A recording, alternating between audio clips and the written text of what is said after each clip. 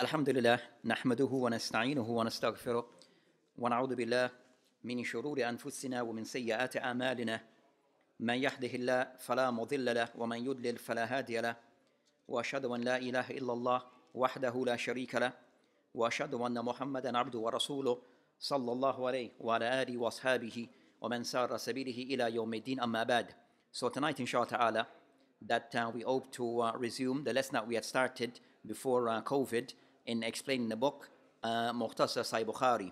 So we are starting this lesson before COVID, and due to COVID we stopped the lesson, and inshallah ta'ala we hope today to resume this lesson. So tonight inshallah ta'ala that we hope to do like a recap of what we had done before in the previous lesson, and of those recap is to discuss more so regarding in brief to one, Imam Bukhari rahimahullah, and second, regarding his book Sahih Bukhari, as it is known as, discuss concerning some matters relating to that particular to this book, and then third, that to mention regarding concerning some of the juhud, some of the efforts of the ulama pertaining to Sahih al-Bukhari. So those are the three things that we hope to cover inshallah ta'ala. One, something brief, just a brief reminder regarding the life of Imam Bukhari rahimahullah.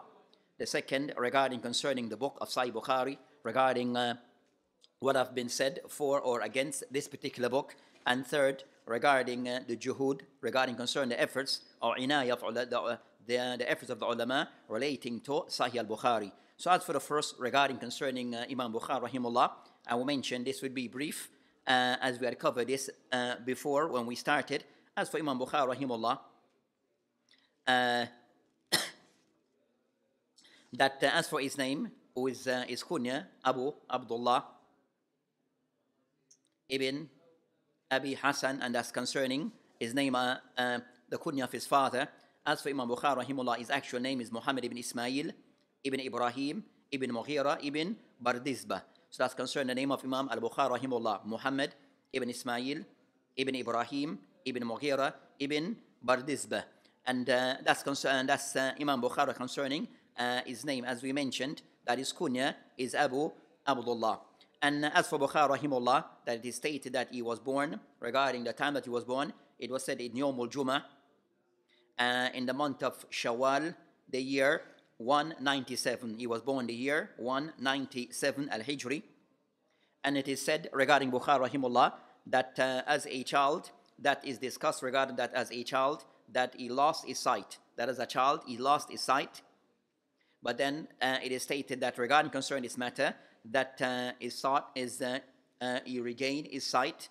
And it is mentioned regarding of those reasons, regarding that he regained his sight, that is mentioned that his mother, that she was known to be a very righteous lady. And it is mentioned that she had a dream, that his mother, that she had a dream, and within that dream it is said to her, Ya hadihi, it was said to her where she saw in this dream Ibrahim alayhi salam. So Imam Bukhari rahimahullah, it is said that his mother, that she had a dream and that she saw Ibrahim alayhi salam, and Ibrahim alayhi salam, he said to her, Ya hadihi, oh this lady, قد رد الله على ابنك بصره لكترك بكائك. That it is said that Ibrahim alayhi salam, that he said to the mother of Bukhari, that Allah subhanahu wa ta'ala will return the sight of your child. This is because of your constant weeping, because of your constant weeping, وَكَثَرَتْ دُعَائِكَ, and also because of your many supplications. So that they mention is of the, that Imam didn't mention that, وَأَصْبَحُوا وَقَدْ رَدَّ اللَّهُ عَلَيْهِ بَصَرُهُ, that the next morning, that eventually Allah subhanahu wa ta'ala returned the sight of Imam Bukhari rahimahullah. So this concerning what occurred regarding as a child. And you find concerning that, you find many of the ulama that had mothers who was righteous, and also this also, or the mother, that their mother also encouraged them regarding concerning ilm. So you find that some of these, the mothers, some of the ulama, that they were the ones who encouraged their child regarding seeking of ilm. And of this concerning, of those concerning Bukhari rahimahullah, that his mother was somewhat one who also encouraged him regarding ilm, and also of those who made from her supplication, Allah subhanahu wa ta'ala returned the sight of her son, as mentioned by some. As for Bukhari rahimahullah, of those also as a child that he sought of ilm, of those who of those concerned that are seeking of ilm from a young person. And it is mentioned concerning Imam Bukhari rahimahullah that he kind of somewhat gathered ilm from the best that was available, that he took knowledge from of those who were the best that were available. It was mentioned and also his father, also a person of ilm. So also his father was a person of ilm, that in Bukhari rahimahullah he mentioned Sami'a Abi, that my father, that he heard min Malik ibn Anas wa Raha Hamad ibn Zayd. So Imam Bukhari rahimahullah, his father, that he of those who heard, took knowledge from Anas bin Malik ibn Anas, also Hamad ibn Zayd, also, and also he mentioned Safaha Abdullah ibn Mubarak that he also shake the hand of Abdullah Mubarak, Abdullah ibn Mubarak. So that's concerning the father of Imam Bukhari rahimahullah, and based upon this, Imam Bukhari rahimahullah, as a child, put interest regarding seeking of ilm. So of a child that he placed interest regarding concerning ilm, and up those days that he had mentioned had memorized some of the books of the ulama, and he was in his early years when he was only around 10 years old. So the age of 10, he was in the process of memorizing the books of the ulama and sitting the knowledge in the circle of knowledge with the ulama. Then they mentioned regarding concerning a shuyukh that there are many. Concerning the shuyukh of Imam Bukhari rahimahullah, that there are many where he have sought knowledge from the ulama from various places, from Khurasan, also from Iraq, from Hijaz, from Sham, wal Misr. So Imam Bukhari rahimahullah, that sat with the ulama from various places and various regions in seeking of al-ilm. Also it is mentioned regarding of his students, some of his more famous students. So of his more famous students, amongst them Imam Muslim. So Imam Muslim rahimahullah, of the students of Imam Al-Bukhari, also Abu Isa Al-Tirmidhi, Abu Hatim, Ibrahim Ibn Ishaq Al-Harabi, and many others. Also Ibn Khuzaymah being of his students, and many others. So you find that Imam Bukhari rahimahullah, that he had students who they themselves were known to became ulama amongst the Muslim. So you find the likes of Ibn Abi Dunya, also one of his students, Ibn Abd Asim, who wrote the book Kitab as-Sunnah in Aqidah. Ibn Khuzaymah rahimahullah also had many books in Hadith, and amongst those his book Sahih Ibn Khuzaymah, that he wrote also Kitab at-Tawheed in matters concerning Aqidah. So Imam Bukhari rahimahullah, also Abu Isa Al-Tirmidhi, also of his students, and At-Tirmidhi rahimahullah, that he benefited a lot from Imam Bukhari, and also he mentions some of the aqwal of Imam Bukhari in some of his works. So Imam Bukhari rahimahullah had some great students, and also he himself also had great teachers. You find many things have been said regarding Imam Bukhari rahimahullah, that of those things that's mentioned regarding Muhammad ibn Ismail, faqih hadi ummah, that he said to be of the faqih of this ummah, and also of those ulama who is carried or given the title of Amir al-Mu'mineen, also amongst the ulama of hadith, that is given the title of Al-Amir al-Mu'mineen fil hadith. So Imam Bukhari rahimahullah, well known to most amongst the Muslim regarding his efforts regarding al-ilm, and also regarding his works regarding books of hadith. So of his works that are known, that we have is Sahih, that is well known, and we'll discuss this in more in detail. Also his book regarding Al-Adab al-Mufrad, that is also in print and been checked by many.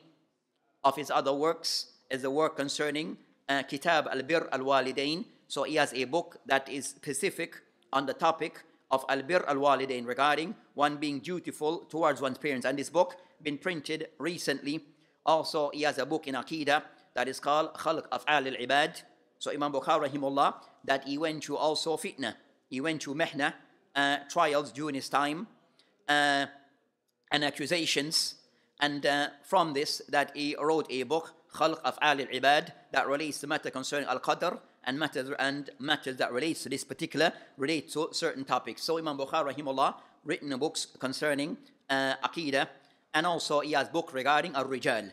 So also Imam Bukhari rahimahullah, as he is a specialist in ilm hadith and its related science, that also he has the books that relates to al-Riwat, and of those At-Tariq al-Khabir, that is also in print.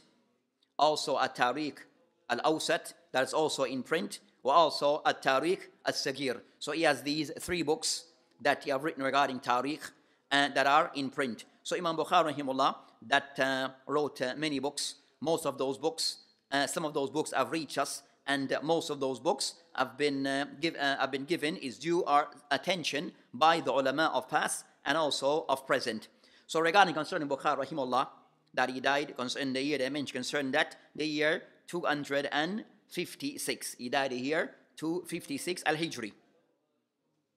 So that's concerning in brief regarding Imam Bukhari rahimullah, and you find that many have already discussed concerning the life of Imam Bukhari. As for us, as for us here is a brief outline of the life of Imam Bukhari rahimullah, as we did discuss this before. As for concerning that Imam Bukhari rahimullah, that we wish to discuss more in detail regarding his book As-Sahih, as we'll be discussing this particular book. So I want to give some attention to this book that is well known amongst the Muslim. So the first of those things to note regarding the book of Imam Bukhari rahimullah, what's the name of this book? So the name of this book, what's the name given to this particular book that is called or known as Sahih al-Bukhari? So as for Imam Bukhari rahimullah, he did not give this name to his book. Imam Bukhari rahimullah, he did not refer to his book as Sahih al-Bukhari, but it's become the more popular name that is known for this book, or this book is referred to more so by this name, Sahih al-Bukhari. But as for the Imam Bukhari rahimullah, that he per se did not gave this name to his book. And with this, you'll find a discussion between ulama regarding what's the exact name of this book. So what's the name of this book, Sahih al-Bukhari, as we refer to, that you have aqwal as to what's the name of the book. Of the ulama who mentioned that the name of this book is referred to as Al-Jami', Al-Musnad, Al-Sahih, Al-Mukhtasar, Min Umuri Rasulillahi sallallahu alayhi wa sallam wa sunanihi wa ayyami. So this is one of the names that is, this book is referred to as Al-Jami', Al-Musnad, Al-Sahih, Al-Mukhtasar, Min Umuri Rasulillah sallallahu alayhi wa sallam wa sunanihi wa ayyami. And this particular name of this name, that is the title that is more so when Imam Al-Aini, Badr al-Din Al-Aini, Al-Hanafi, that is more inclined towards the name, this particular name is more inclined towards that name of Sahih Bukhari, that this is the name of this book. And you find concerning that, those who are printed the book of more recent, that they are more inclined towards this name. So the more recent of the prints of Sahih Bukhari, and this, as we'll discuss this particular print, that it is also given this name. You might find it mentioned a slight difference in certain word that I mentioned, Al-Jami', Al-Sahih, and it's mentioned huwa Al-Jami' Al-Musnad Al-Sahih Al-Mukhtasar Min Umur Rasulullah alayhi salam wa sunanihi wa ayyami. So this is the name that is now given to the prints that I will discuss this particular print.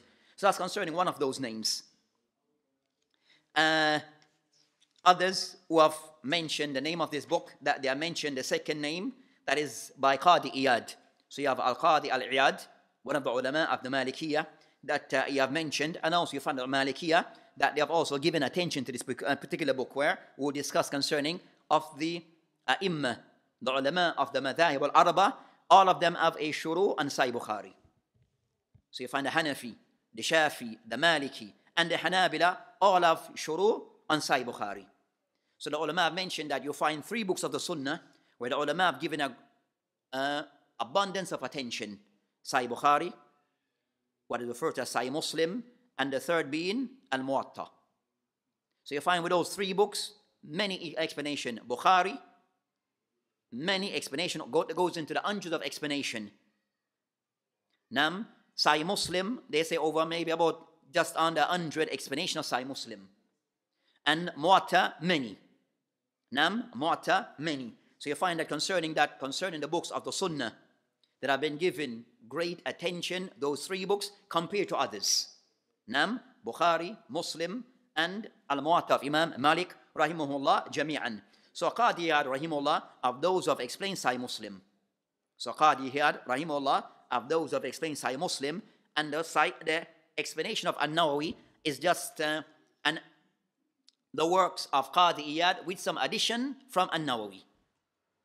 Nam, and the book of the explanation of Sahih Muslim by Qadi Iyad rahimahullah, that is in print. It is in print. So as for Qadi Iyad, that he mentioned the name of Sahih Bukhari, that he mentioned that name is Al-Jami' Al-Musnad Al-Sahih Al-Mukhtasar.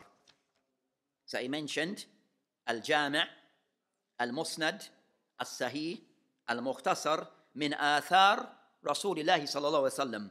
So that's concerning the name of, that is given by Qadi Iyad and some of the ulama. That the name is Al-Jami' Al-Musnad Al-Sahih Al-Mukhtasar min Athar Rasulillahi alayhi salam. So that's concerning of those titles that are given.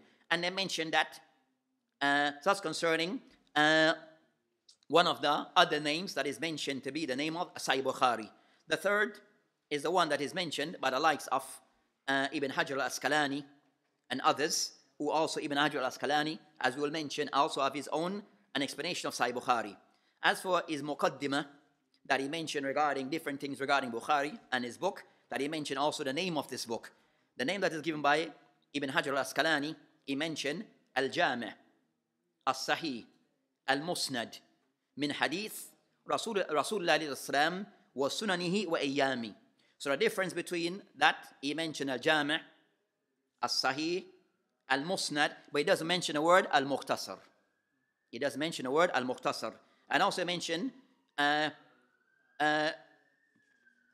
the one before, he mentioned Min Umuri, he mentioned Min Hadithi. So Ibn Hajar mentioned Min Hadith Rasulullah alayhi salam. Others mention Min Umuri.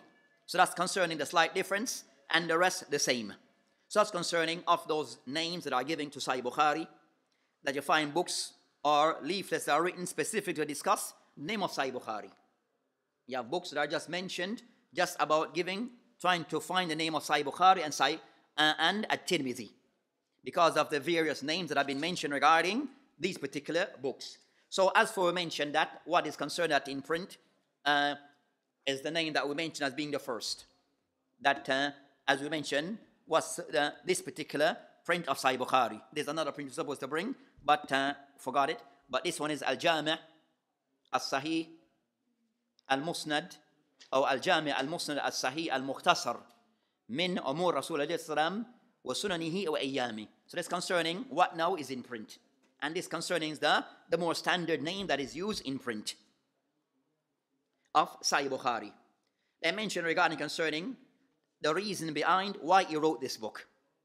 Why did Imam Bukhari rahimahullah embark and putting this book together?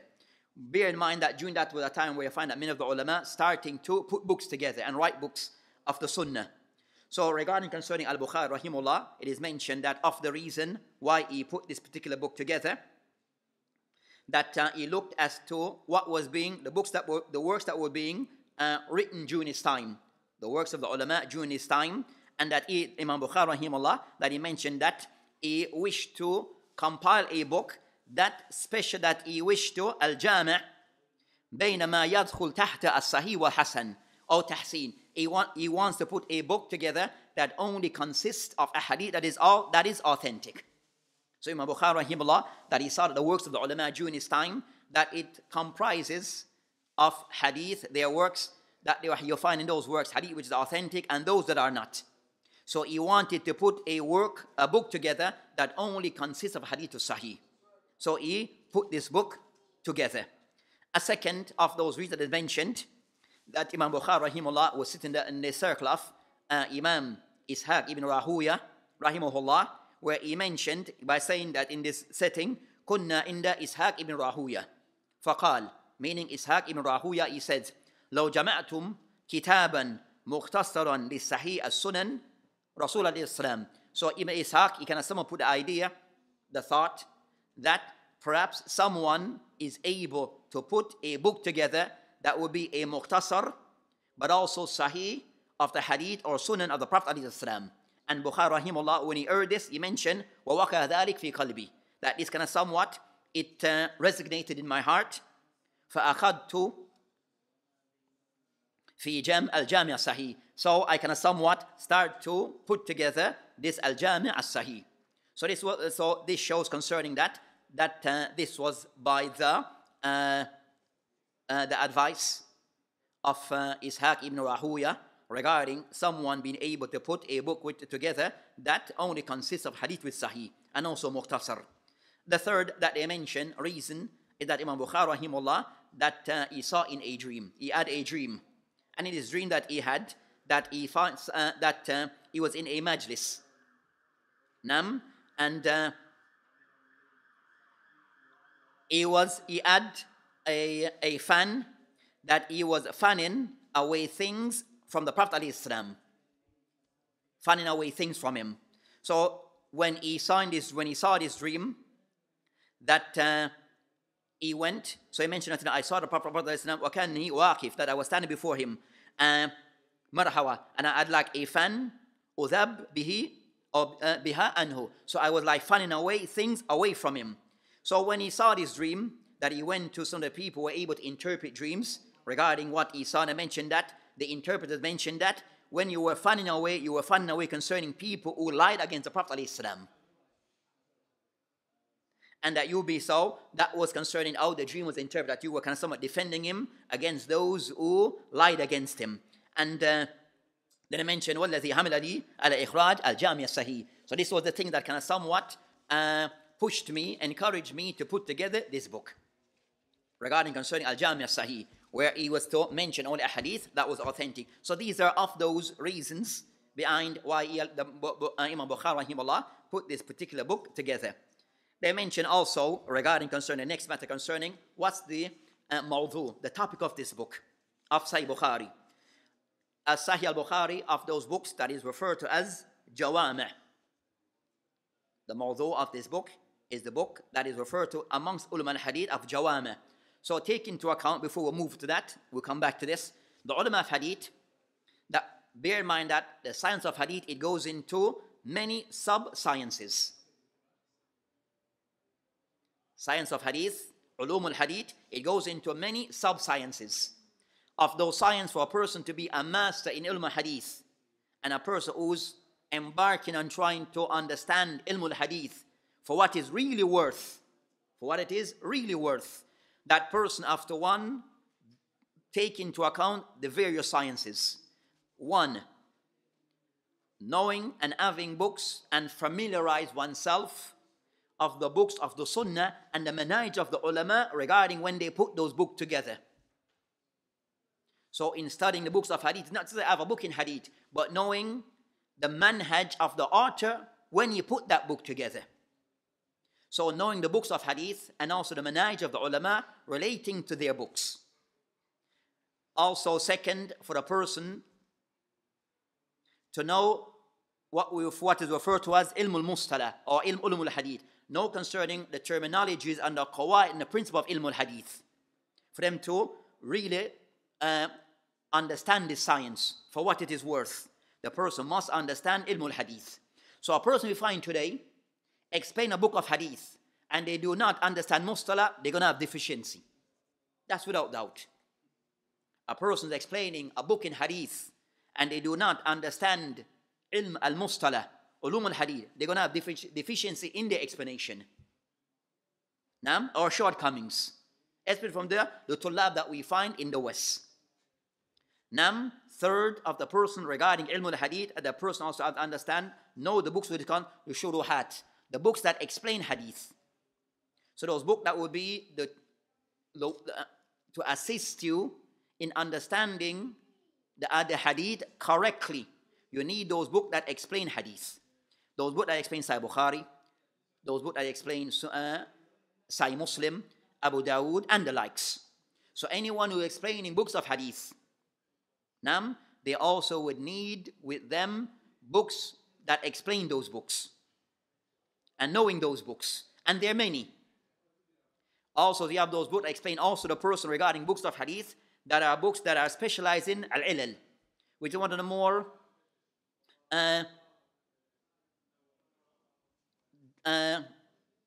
one of those more complex of the science of hadith. Is the more complex of the ilm al-hadith. Where concerning ilm al-hadith, and you have books just on this. But the person regarding ilm al-hadith, it needs for the person to be able to compare the aqwal of the ulama regarding how they have graded hadith.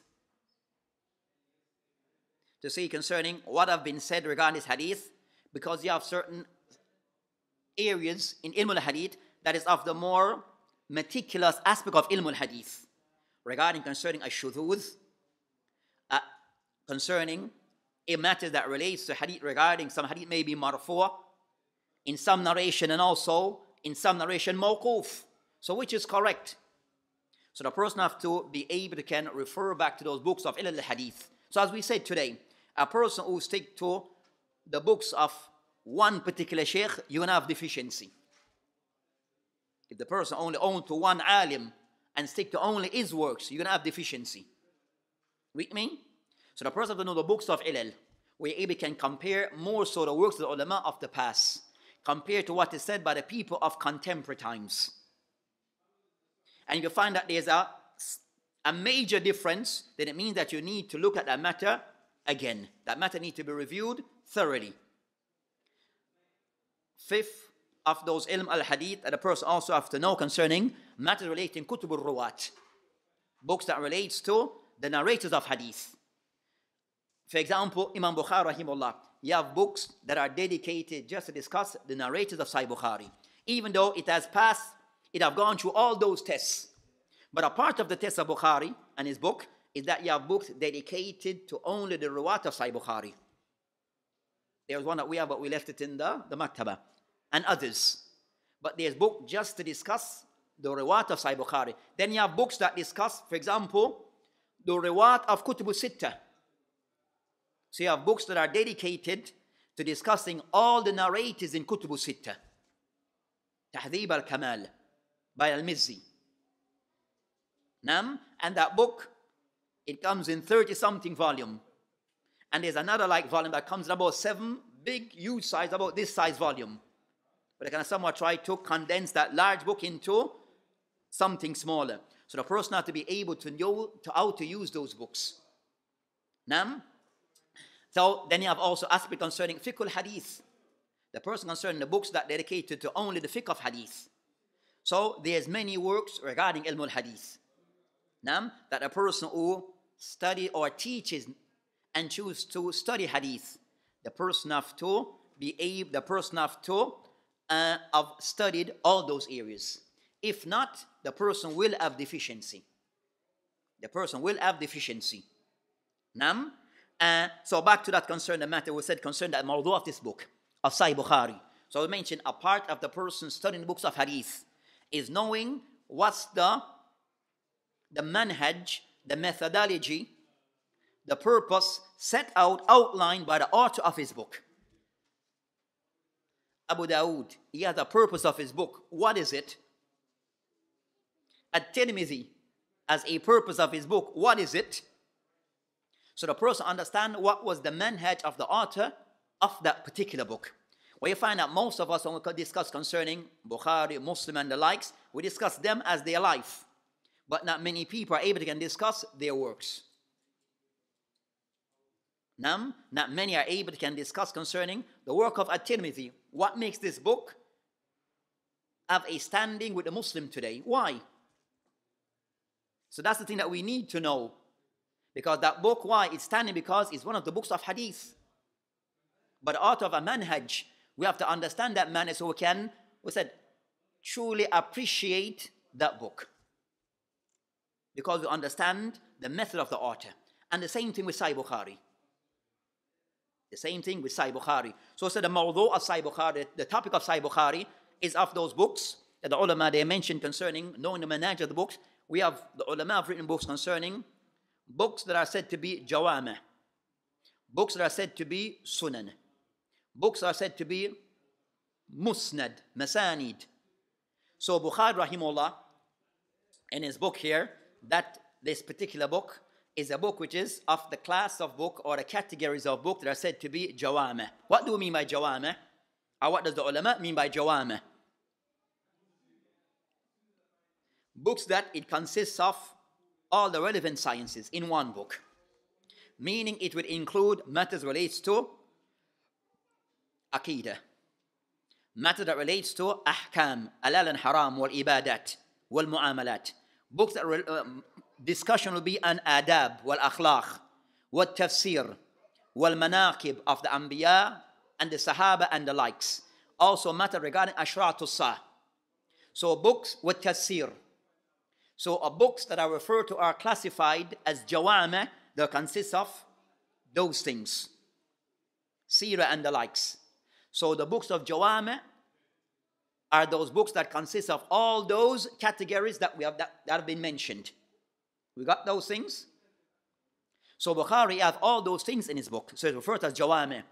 Also the mawdu' of this book also added to this, that Bukhari also of his book, that he was standing because of his condition, that is to collect a hadith that is authentic. Musnada. All his hadiths that are musnada, marfu'a, that he mentioned that of the condition that it is authentic. Not just authentic, of the highest level. So that's concerning of the matter. Regarding concerning Bukhari rahimahullah, that this book, it took him over 16 years to put together. So concerning muddah, the time that it took Imam Bukhari rahimahullah to compile or to put this book together, this work together, it took him over 16 years. Now, they mentioned regarding that, part of the book was done in Basra and part of the book was done in Al-Ijaz. But over 16 years for him to put this particular book together.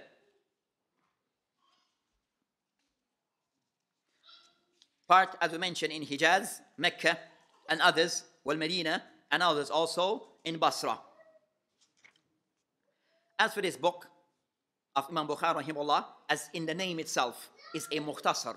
So it doesn't consist of every ahadith that Imam Bukhari knew. It does not consist of every hadith that Imam Bukhari rahimahullah knew. So it's just a mukhtasar, it's a summary of what he has memorized.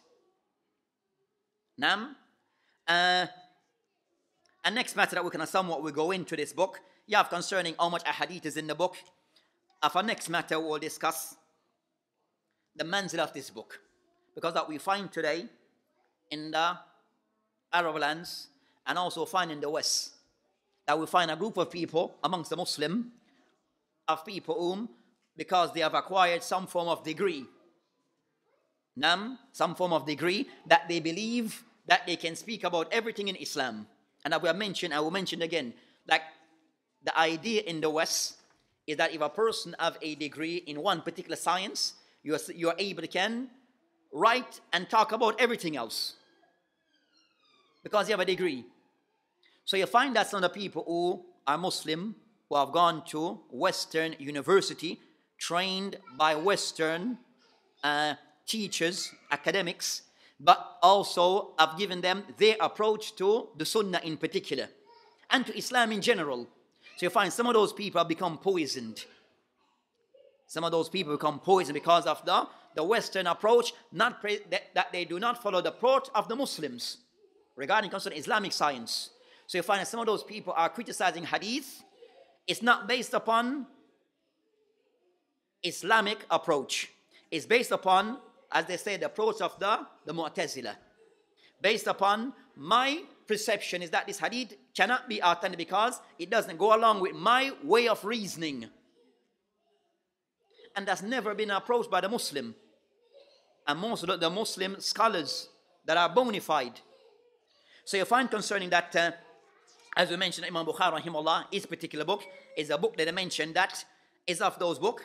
It's the first of those books that the author rahimahullah dedicate to collecting a hadith that is completely authentic. It's the first of those works. So you have before people who preceded him, Imam Malik rahimahullah. But Imam Malik rahimahullah in his Muwatta, he didn't restrict it to hadith which is authentic. And others who preceded him. So Imam Bukhari rahimahullah is the first amongst those ulama who wrote a book in hadith, and that of the condition or the focus of this book is to collect a hadith that is authentic. That goes back to the Prophet alayhi salam. So he's the first to started this process. Now, as mentioned concerning that Ibn Salah rahimahullah called أول من صنف الصحيح البخاري, the first of those to put a Sahih authentic together, Imam Bukhari rahimahullah, and after him Imam Muslim. And also the ulama I've mentioned regarding concerning Bukhari and Muslim, that the ummah, the ulama and the Muslimin in general, the Muslim, that they have accepted talaqat hadaini kitabaini, that they have accepted both these books bil qabul, except for a few illa ahadith yasira, except for a few ahadith that the ulama are looking at. So the entire book, except for a few ahadith, that the ulama have accepted that these ahadith are acceptable. Nam. So you find concerning this particular matter, and also Imam Bukhari rahimahullah, that his book regarding of concerning authenticity is of the highest level. So regarding concerning ahadith being of the highest, regarding hadith grading, there are 7 grades. Ahadith, they have 7 grades. The highest level or the highest grading a hadith can receive is a hadith that is mujma' or muttafaqun alayhi, which is a hadith agreed upon by Bukhari and Muslim. That's the highest level. Nam, that they're agreed upon by Bukhari and Muslim, meaning agreed upon by Bukhari and Muslim, that they narrate that hadith on the same Sahaba with the same meaning. That's hadith called muttafaqun alayhi. So the same Sahaba Abu Hurairah have narrated this particular hadith, and that hadith can be found in Bukhari and Muslim. And the meaning may be a bit, the word may be a bit slight difference, but the general meaning is the same. That's muttafaqun alayhi. The next in line of the grade of authenticity is those hadith that is related by Bukhari, not in Muslim. That is narrated by Bukhari. Then the next in line, the third will be the hadith that in Muslim, not in Bukhari. And then it goes down. So the hadith in Bukhari and Muslim of the highest grading regarding grading of hadith. With this matter, we'll discuss a matter which is in being answers that one, regarding what's the condition of Sahih Bukhari. When he put this book together, did he lay down certain conditions? Because they find the ulama rahimahullah at times that they all explain their books. Imam Bukhari rahimahullah have many books, but he didn't go in detail as to the condition that he have placed on his book in full details. So these condition, condition they know that what he mentioned concerning a hadith being authentic, that's clear. He mentioned that has been mentioned, but other conditions were not clearly outlined by Imam Bukhari himself. But the ulama then was left to study the book and try to see how they can extract some of the condition that they thought were the condition of Sahih Bukhari. Clear? So some of the conditions that are mentioned are conditions the ulama have mentioned because of after studying the book of Sahih Bukhari that they see that there's a pattern, so they see it as a possible condition of Sahih Bukhari. But Imam Bukhari didn't lay down that these are the conditions. So you find some of the ulama, Imam Bukhari, I've mentioned, have many books.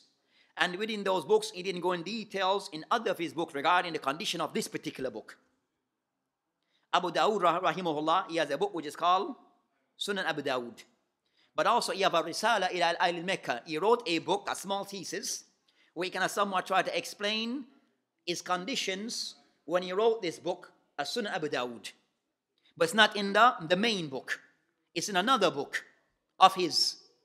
Clear? So either author, sometimes the ulama, sometimes in other of their books will explain other books.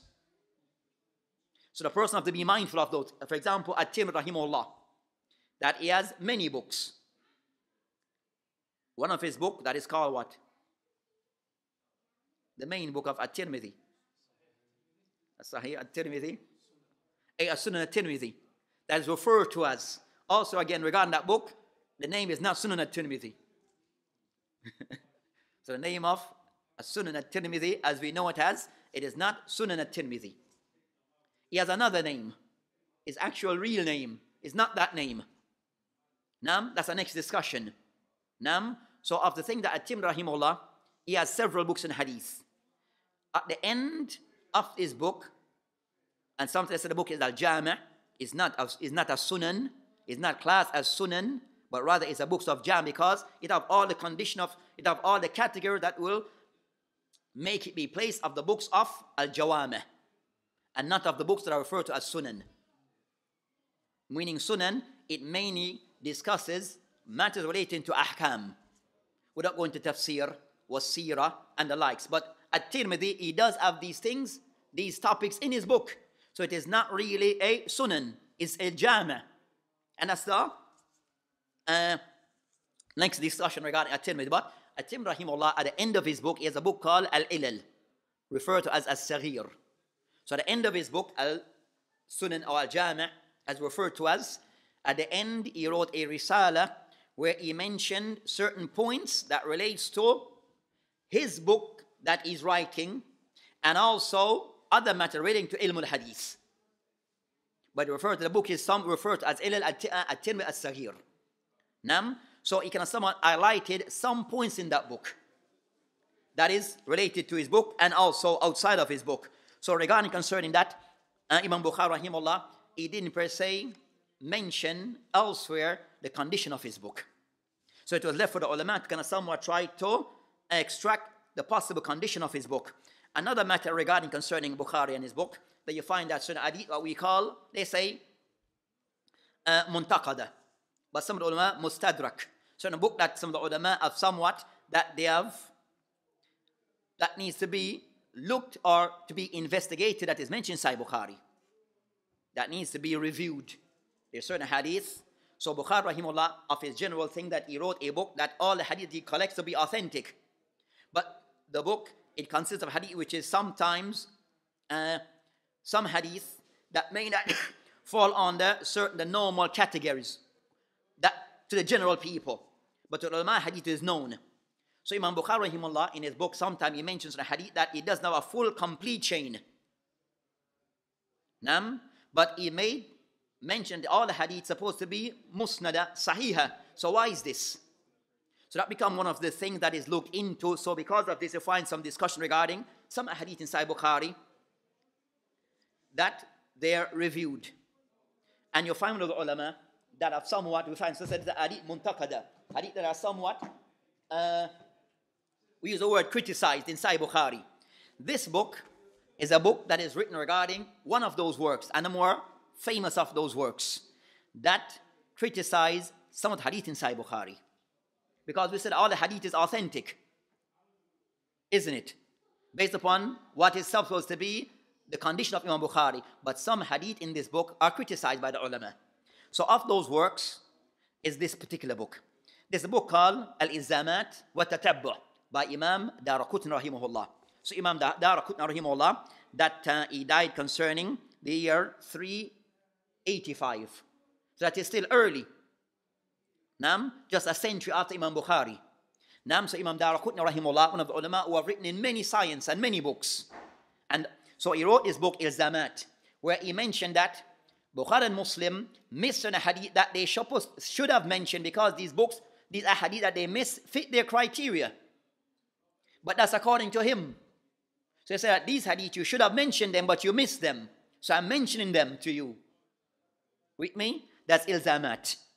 Tatabbu' is the second book, which is he have checked and verified certain hadith in Sahih Bukhari and Muslim that he believes that they did not fit the criteria stipulated by the authors, Bukhari and Muslim. With me? So that's the book. This book was the master's thesis for Sheikh Muqbil ibn Hadi al-Wadi. The book Labas, son book. So that's the master's thesis for Sheikh Muqbil. So he did this book. That's his check-in. So based upon this, you find that some of the ulama have somewhat criticized a few hadith in Sahih Bukhari. You find when some people now have come after, in like contemporary time, and tried to criticize Bukhari and his books and his works. But most of those people, if you ask them, have you ever read this book or any of the works? Daraqutni, Ibn Qattan, Ghassani, others who have looked at some hadith in Bukhari, that they have criticized the hadith based upon rules and principle of ilm al-hadith. Their criticism is based upon the principles of ilm al-hadith. With me? So it's not based upon I perceive and don't perceive. I see it this way and don't see it this way. It's based upon looking at the principle, the the condition of Sahih Bukhari and Muslim, and then see these hadith did not fit your criteria as you mentioned. And these are the reason why. Sometimes they mention that some were, and in most of the cases we said no, it is related to more that goes back to the isnad. Sometimes you may make a error regarding this person. You mention his name, but his name is actually Ahmed, actually Muhammad. That yes, it may be right, but it's not that damaging, because we know that person. That person is known. So yes, his name is actually Muhammad, but they mention Ahmed. So that's not damaging. Sometimes I mention this particular word that you mention, it's that word, not that word. So those things, so you find that in most cases, that the criticism of Sahih Bukhari is not one which is damaging. Some hadith still needs to be looked into further, but in most cases, 90% of the hadith are not damaging. That they criticize. You find that sometimes that Daraqutni, he repeats the criticism that he made. One hadith, he mentioned it twice. At times that he criticized hadith, then he can also mention that I myself made a mistake in my criticism. Now, so those people have to understand what's the approach of the ulama when they criticize Sahih Bukhari. And are you following what principle when you wish to criticize the books of hadith or hadith in general? So I've seen so I think that my advice to the brothers and to the Muslim regarding concerning, you have individuals who are out there. You have some program that I saw, a person in Canada, that he's talking about hadith. Not mention his name because there's no need. And one, that person have no knowledge of hadith. So as I said, because you have no knowledge of hadith, you're just reading from a translated word stuff from people who are not qualified, then your result would be also, it will be a lot of things that are incorrect. And we have others in the States, and others here and there, and some even England. Now, that you have others who have written books concerning manhaj of the Ahnaf regarding ilm al-hadith. And a lot of their stuff is just things that are not legitimate principles followed by the ulama of hadith. And the core of those people is that either one, they want to attack hadith in general, or second, those people that they want to fall in line with with the non-Muslims, and the society doesn't want to fall in line. So they can somewhat criticize hadith regarding concerning women rights. So they can somewhat want to fall in line. So they criticize the hadith or mention certain things. So you find people of that type. And people are unknowingly ignorant about hadith. They themselves are ignorant about hadith, but they are unable to acknowledge that within themselves. So I said, as for those people, that not to listen to them. Shaykh Mashur Hassan, Hafidullah, he was asked recently, that's a clip of him, that he asked concerning a particular individual in the Arab world who became famous for criticizing hadith with no legitimate reason. And the Shaykh said, as for this person, I don't know of him, I don't watch him and listen to him. And he said, the thing about the Muslim, sometimes we listen to everyone. It is mentioned by Ibn Taymiyyah rahimahullah, make your heart, he was telling Ibn Qayyim, make your heart be like a glass. When things come to it, it just, what? Slides off. It doesn't penetrate. Not to make your heart like a sponge. Everything that comes, it sucks it in. Because you find those people who poison anyways, and if you leave your heart to everyone, you will be poisoned. So do not listen to anyone, to everyone. Listen to people who are qualified from amongst the Muslim. As for people who are not qualified, talking about things that is beyond them, do not give them your attention, because they can and may poison you. And we have some in the States who we know, some here and there.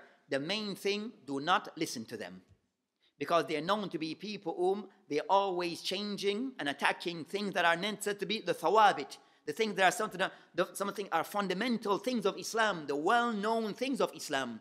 So why are we giving them any attention? Some of them expose themselves by saying that you have certain government who try to promote individuals so as to attack them, so as to water down Islam. They themselves have mentioned it. So why are we giving them attention? And those organizations have exposed the people whom they're working with. So the organization in the West, governments who are working with people, so as to water down Islam. And those people mentioned that those people have somewhat, exposed us. So I said, no, those people, they're there. Those individuals, they're there. So I said that, yes, Bukhari and Muslim, the ulama over the years have checked the hadith. Some hadith are under discussion between some of the ulama of hadith, and we discuss it within the realm of what is mentioned by the ulama, by the principles outlined by the ulama. Anything outside is based upon just mere human intellect. Do you believe that what your reason is better than mine's? Why? What makes your reasoning better than my reasoning? So those things, becomes difficult to corner those things. Overall, that you find many works, as we mentioned regarding Sahih Bukhari as the book itself, this is of one of the print. It's considered to be one of the more accurate prints of Sahih Bukhari, with a few more. So this one is said to be one of the more accurate regarding prints of Sahih Bukhari, concerned that the information collected is accurate, as the author had written the book. This book is concerning that one of the Sultan during the Ottoman Empire, called Sultan Abdul Hamid al-Thani, that during his time, that he wanted certain books to be printed in an official capacity by way of the state. And of those books, Sahih Bukhari, Muslim, and other books. So this was one of the works that was done. So what he did, that Sultan, that he commissioned one of the ulama to do some work relating to Sahih Bukhari, to print Sahih Bukhari. So the person that he put together, a person called Yunini, one of the ulama of hadith during his time. So Yunini, rahimahullah, he is the one can someone put this work together. With the checking with, Alfiyat ibn Malik, also Ibn Hisham, he worked along with him. So you had a person who specialized in Lugha, and they worked together regarding putting together this book. So they used different manuscripts during their time, to put this work together. This is a more easier print. So this is concerned Sahih Bukhari. All the, like we call headings, they're at the side. And this concerns the hadith. This is the book. The numbering book more contemporary. So this is the work of Yunini. It's referred to as Taba al-Yunini. That we find that is the more reliable print of Sahih Bukhari. Until you have like Dal at-Ta'sil came out with their print. There's about in 10 volumes. I forgot to bring a copy of it. But also that's a very accurate print. After the second print of Dal Ta'sil, their first print of some like typo errors. So the second print one come after is a more accurate print. But it kind of somewhat is more deep. It's now considered to be the top print of Sahih Bukhari. With this print. Those are the top ones regarding Sahih Bukhari. This one is in 4 volumes with this size. And you have Sahih Muslim, the same. So these are the more accurate prints of Sahih Bukhari. Another book to be mindful of regarding Sahih Bukhari. A person wants to study Sahih Bukhari, they also need this book. This is the book that, as we mentioned, in Sahih Bukhari, certain hadith that are criticized. So you have the book of, you need this one. Okay, so regarding studying Sahih Bukhari, you need this book to go along with it, the Tabwa. Also, you need this book by Ibn Hajar rahimahullah, one of his other books related to Sahih Bukhari. So this book is called Taghliq at-Taliq ala Sahih al-Bukhari. So you find certain hadith in Sahih Bukhari that Imam Bukhari did mention the book with a full chain. Sometimes they are mawquf, going back to a Sahabi. Sometimes they are marfu, going back to the Prophet alayhi salam. But those hadiths or athar, they are not mentioned with a full chain. So he mentioned Abu Hurairah anhu and the Prophet alayhi salam. Some of those hadith and athar, Imam Ibn Hajar, he went to trace all of them, one by one. This book is around 5 volumes. So either trace them back in Sahih Bukhari or other places. Other books. So his thing was to trace back all those taliqat. Meaning was the taliqat. So you find that so this is the work that a person needs to understand regarding that particular effort. So the effort of Imam Bukhari rahimahullah, also of his book, we have Imam Bukhari rahimahullah, of the thing the ulama of hadith, they pride themselves, that is a part of hadith, regarding concern that the least amount of individual between the author and the Prophet alayhi salam. They call those hadith Right al-aliyah, wal-nazila. You have too many people or the least amount of people. This book, it mentioned all the hadith inside Bukhari that have Bukhari have considered thulathiyat. Between Imam Bukhari and the Prophet of Islam, 3 individuals. Between him and the Prophet of Islam, 3 individuals. That's the most that that's the Ali, the least amount of people between the Bukhari and the Prophet of Islam, 3 individuals. So this book contains all of those hadith with explanation by Ali al-Qari. So there's about 20-something hadith. Some of those isnad is somewhat the same. They repeat themselves. Also show concern some of the effort of Sahih Bukhari, this book. So this book is another book. This book is around 6 volumes. And you say, oh, this one is sick. This book is dedicated only to discuss the tabwibat of Sahih Bukhari. So Bukhari, for example, he says, Kitab as-Salah. As an example, then I mention Babu Salat, those babs that he discussed, or those chapter headings, this book only discussed those things. Not to explain the hadith, only the chapter headings in Sahih Bukhari. And you have a few of these books. There's another one about 5 volumes, and you have others. So this is done for the ulama of Hind. Ad-Dahlaw. So this book is concerning Imam Al-Muhaddith Muhammad Zakaria ibn Yahya Kandalawi. So that's concerning one of the books. We said just to discuss the tabwibat. I don't think you have my. So for example, tabwibat, what I mean by this, the headings. So this one is the book, for example, these part says Bab Dalk al-Marha Nafsaha. So this book, what we just mentioned, is just to discuss those bits. These parts. Not the hadith itself. Just the bab. So it shows concern the efforts of the ulama regarding this particular book of Sahih Bukhari. And regarding, as we mentioned, regarding the explanation, there are hundreds. There's website or institution that is dedicated to gathering all of those. And you have those books are now being printed. So for example, amongst the Ahnaf, explanation of Sahih Bukhari, as an example, we have Umdat al-Qari, Lil-Aini, Hanafi. We have, and others, Kashmiri, Faid al-Bari, I think the name is, but also Kashmiri of an explanation. Also we have the Maliki, Ibn Battal, of an explanation of Sahih Bukhari. Also we have the Shafi'i, that have explained Sahih. When you have many of the Shafi'iyah, most of the explanation by the ulama of the Shafi'iyah, many of them. You have Ibn Hajar, have explained Sahih Bukhari, which is a more famous one, Fathul Bari. And in Fathul Bari, he also has a Muqaddimah.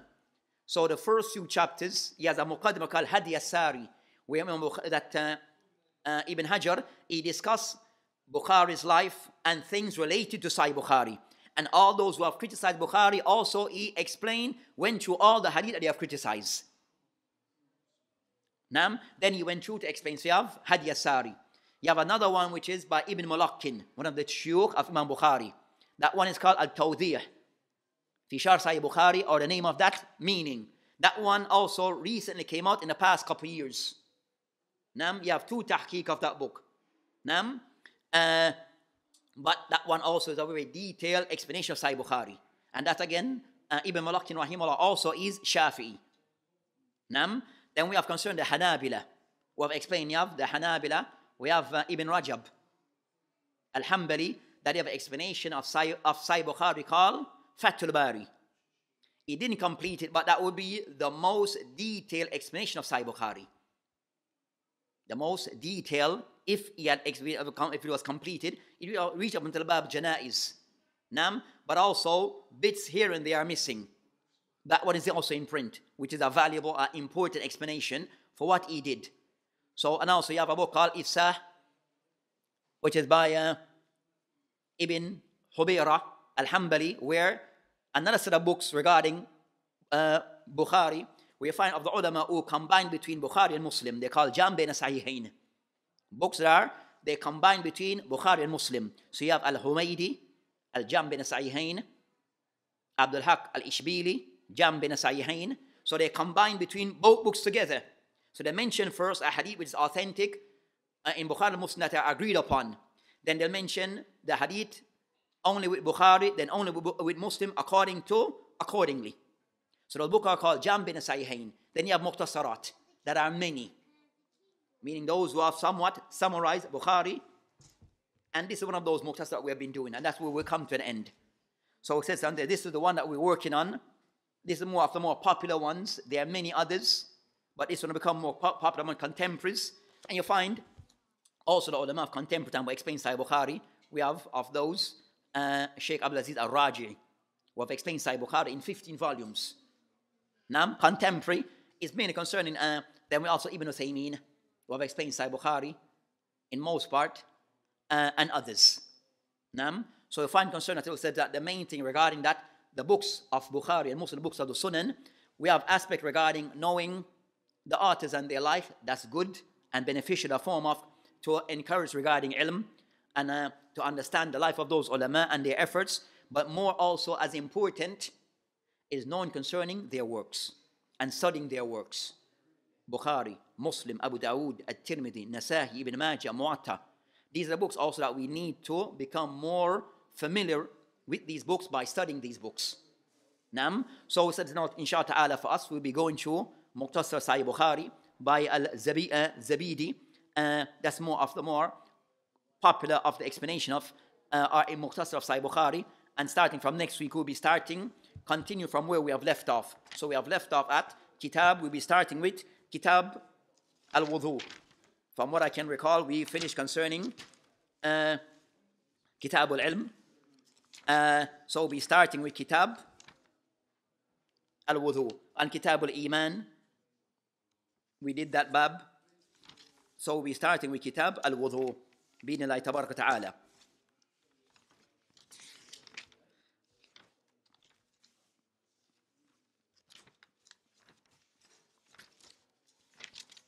Kitab al-Wudu, we'll be starting with that particular kitab, which will be the fourth book of this particular Mukhtasar.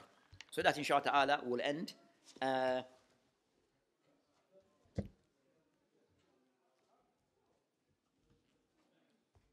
So the main thing regarding concerning these books, that a lot of effort have been placed in these books. And in particular concerning Sahih Bukhari. So regarding concerning, and this is kind of somewhat, these books, they stand up because they are books that are there to collect a sunnah.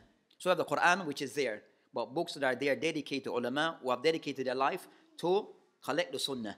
So those books, they are collected because the sunnah is a part of Islam and a source of Islam and an explanation of Islam. So those books also, they need to be studied. Now, as that was the intent and the purpose, kind of somewhat to preserve this religion, is also those ulama preserve it by codifying their works in a form of a book.